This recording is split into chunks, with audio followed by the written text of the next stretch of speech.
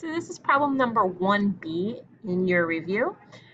So we have the same question as part A. We're starting with 4 and 12, except now we want to know if the sequence could be geometric. And a geometric sequence means that our pattern is being multiplication or division. We are multiplying constantly by the same number or dividing constantly by the same number. So is there a number that we can multiply 4 by to get to 12? That answer is yes. If we multiply 4 times 3, we would get to 12. So it is possible to write a geometric sequence for these terms. Now to do that, this 3 becomes our base. Let's call it our multiplier. So it's going to start as 3 to the nth power. We're going to multiply that by our initial value here, which is 4. So we have t of n is equal to 4 times 3 to the nth power.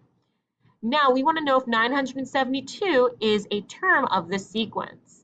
So we're going to set the equation equal to 972. And if we get a whole number or an integer, then it is a term in the sequence. So our first step here, we want to get n by itself. We can divide both sides of the equation by 4. Now, a common mistake people make is that they divide by 3 here. You don't want to do that. You can guess and check on your calculator now. 3 to the what power gives you 243. Hopefully it only takes you a couple of times that n equals 5 is correct. So 3 to the 5th power equals 243.